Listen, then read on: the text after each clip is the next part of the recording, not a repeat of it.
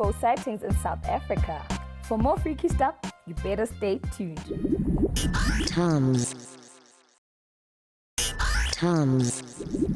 Welcome back. If you just joined us, ubukele Tomz lago SABC1 with me, your favorite alien D. Namhlanje we are going all freaky.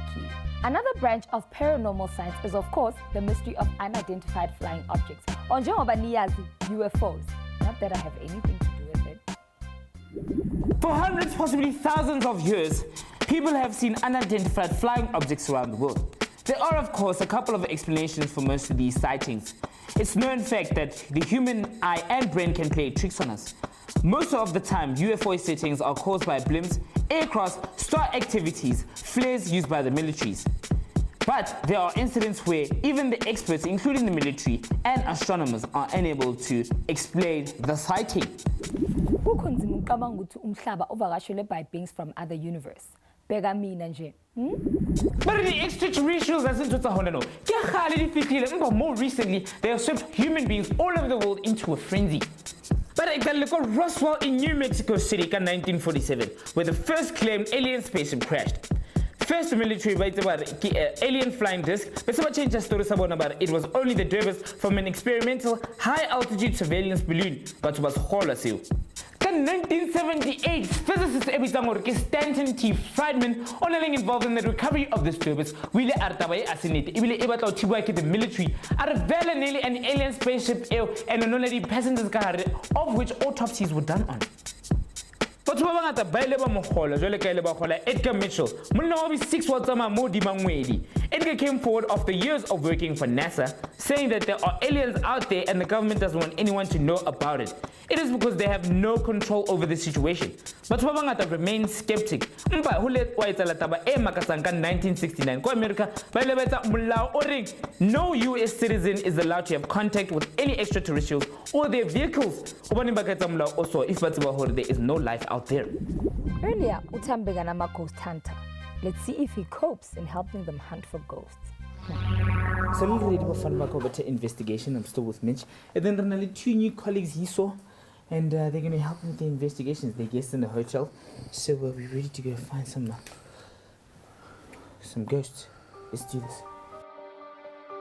What I'm going to try and do is I'm going to try and establish the presence of an entity, and I'm going to use the K2 meter specifically to do that. In the event that the K2 meter gives us an indication or an inclination of a change of EMF in our surroundings, I'm going to use a digital thermometer to check and see if there's a fluctuation in temperature, which will just verify and validate the K2 meter. And then I'm going to try and take some individual shots with the digital camera, and we'll see if we can enter into some dialogue. What I'm going to do is I'm going to see if we can make contact with Our Lady. I'm going to use the K2 meter and I'm going to ask her to verify her presence with the K2 meter. So generally what we would do is just place it down in a neutral place. So good evening, my name is Mitch and I have my friend Sandra and Linda with me. We are here at the Val Hotel and I would request if there's a presence other than myself and my friends that are here with me right now, to give us a sign of your presence. Now the way you can do that is to manipulate my K2 meter and to make some lights come on. It's generally believed that in the presence of a paranormal entity, that it will influence the electromagnetic force fields that is in the vicinity of that meter, and some lights will light up. In the meantime, I'm going to take some random photographs of the surround. So if you can, why don't you come and stand in front of my camera? Linda and Sandra, while you guys were taking some shots and you were focused in another area of the room, the K2 meter just suddenly, and for no explained reason, spiked. I'd like to sort of just ask you guys to hang on and see if we can concentrate our energies around the K2 meter and see if we can get it to spike again.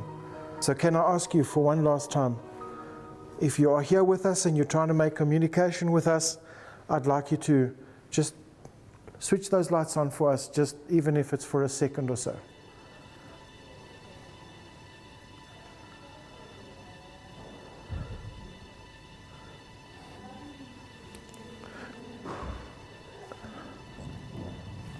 Whoa.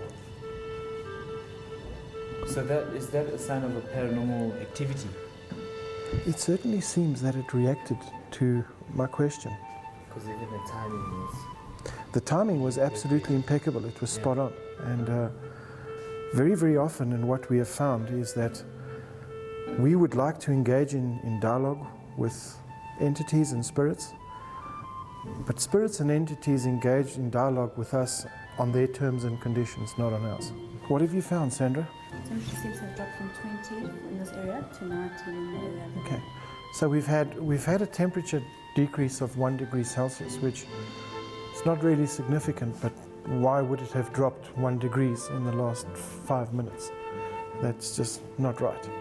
We had some reaction from the K2 meter following a question that I'd asked. So what that could have been was perhaps maybe some interference from maybe a police radio in the area. It could have been a cell tower that was talking. I haven't got enough data to verify that that was definitely dialogue or discussion between an entity and myself. That doesn't satisfy me as being conclusive evidence of any form of paranormal activity. Re feditse bafana ba ka betsa investigation and then re tsebeng thutse dithotseng ke eng, but re tlo bona footage ra bona re thotseng, but I was still open-minded about this. So we don't know.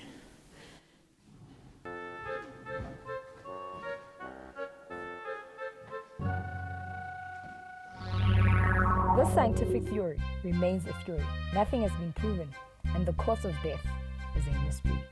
Thank you for joining me on this freaky episode. See you next week, same time, same place. From your alien with swag, it's goodbye.